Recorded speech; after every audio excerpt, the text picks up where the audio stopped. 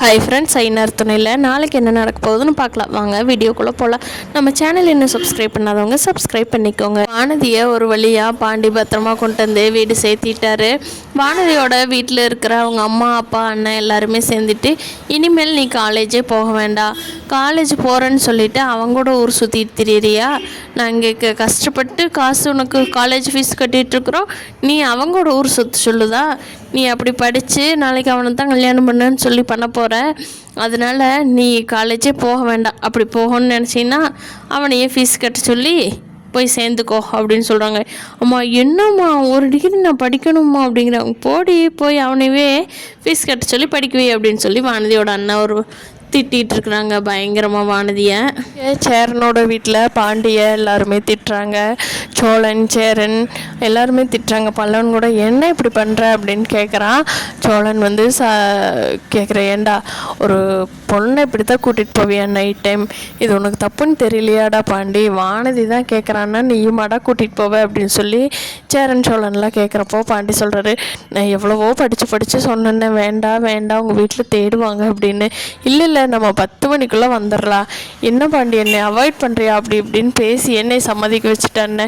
எனக்கு தெரியும் இல்லைன்னா இது தப்பாக போயிடுமோன்னு ஒரு ஸ்பேர் பார்ட்ஸு கூட நான் வாங்காமல் திருப்பி வந்துட்டேன்.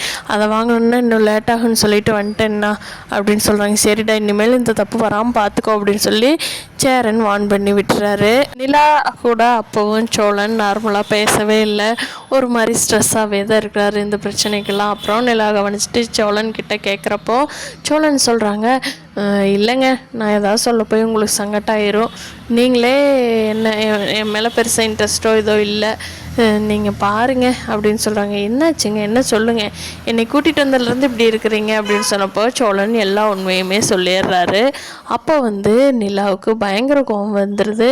ஆஃபீஸ் போய் வந்து கௌதம் கிட்ட, ஏன் கௌதம் இப்படியெல்லாம் பண்ணினீங்க அப்படின்னு சொல்லி அவங்களுக்கு வந்த வாக்குவாதம் நடந்தது எல்லாம் வச்சு கேட்குறாங்க நிலா. அப்போ கௌதம் சொல்கிறாரு, ஓ உன்னோட ஹஸ்பண்டா நிலா சோழன்? ஆமாம், நீ ஏன் ஆஃபீஸில் ஃபார்ம் கொடுக்குறப்போ கல்யாணம் ஆனது சொல்லவே இல்லை அப்படின்னு சொல்லி கேட்குறாரு. பொண்ணு எல்லாம் சொல்கிறாங்க, இல்லை அன்னைக்கு வந்து நான் ஒரு சில ரீசனுக்காக கொடுக்கல அப்படிங்கிறாங்க. நிலா, அப்போ அது என் மேலே தப்பில்லை. ஒரு பொண்ணு மேலே ஒரு இன்ட்ரெஸ்ட்டு இருக்குதுன்னு சொல்லி ஒரு பையன் சொல்கிறது ஒன்றும் அவ்வளோ பெரிய குத்தம் இல்லை.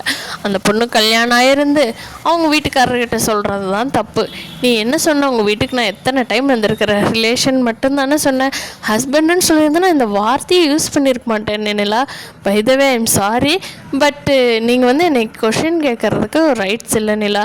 நான் வந்து ஒரு இதாக தான் பண்ணியிருக்கேன் அப்படின்னு சொல்லி கௌதம் நிலா கிட்ட சொல்கிறப்போ நிலா மேலே தப்பு இருக்கிறத நிலா புரிஞ்சுக்கிறாங்க.